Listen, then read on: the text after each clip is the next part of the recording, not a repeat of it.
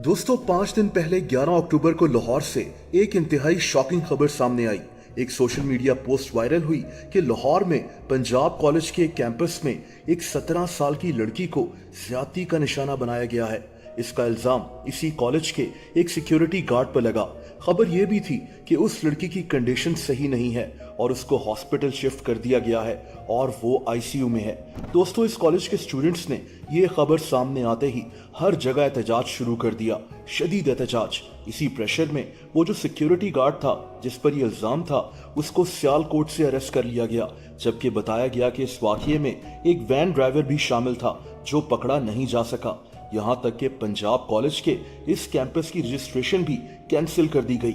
ये खबरें भी सामने आई, लेकिन यहीं से इस वाकये में एक नया मोड़ आ गया। दोस्तों, ना सिर्फ पंजाब कॉलेज ने बल्कि पुलिस ने भी इनकार कर दिया कि ऐसा कोई वाकया हुआ ही नहीं है। लाहौर पुलिस ने तो यहां तक कहा कि ये एक झूठी खबर है और ऐसी खबरें फैलाने वालों के खिलाफ एक्शन होगा। ये कहा गया कि इस कॉलेज की रेपुटेशन खराब करने के लिए ये खबरें फैलाई गई हैं। लेकिन अजीब बात यह है कि जब ये खबर सामने आई तो पंजाब के minister of school education Rana Sikandar Hayat ने खुद इस कॉलेज की रजिस्ट्रेशन कैंसिल कर दी थी।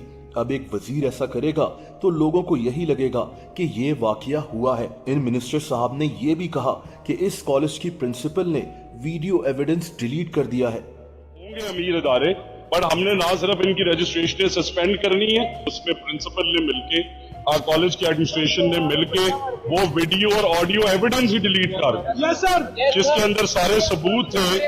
अब आप सोचें कि एक मिनिस्टर ये बात कह रहा है तो लोग तो मजीद गुस्से में आएंगे।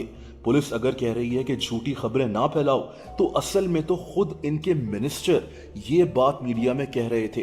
बहरहाल पंजाब कॉलेज के स्टूडेंट्स ये बात मानने को तैयार नहीं थे।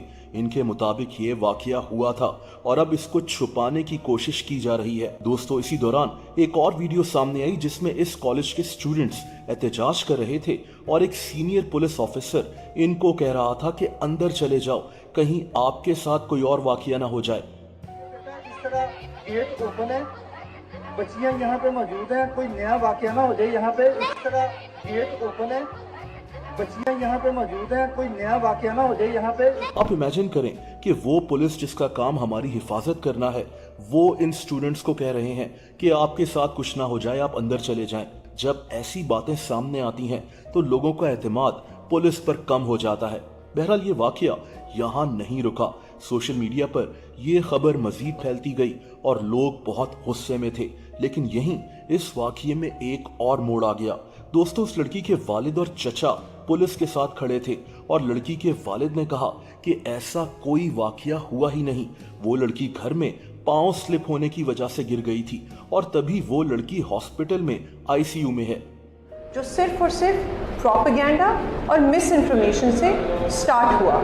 कॉलेज में जो वाकया हुआ है उसके लिए सोशल मीडिया पे काफ़ी वीडियोस वायरल हुई हैं। ऐसी चीज़ नहीं है कि हमारी बच्ची घर पे एक इंसिडेंट हुआ है कि पाँव स्लिप होने की वजह से वो गिरी हैं, तो उनको बैक बोन पे चोट लगी है, जिसकी वजह से वो आईसीयू में गई हैं। यानी इस केस में 3 पार्टीज थीं, वो लड़की और उसकी फैमिली, पंजाब कॉलेज और पुलिस।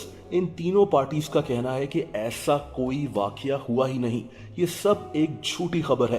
पुलिस ने तो यहाँ तक कहा कि कॉलेज की तमाम सीसीटीवी फुटेज को चेक किया गया है और उसमें भी कोई ऐसा वाकया सामने नहीं आया। लेकिन स्टूडेंट्स आज भी यही कह रहे हैं कि ये वाकया हुआ है।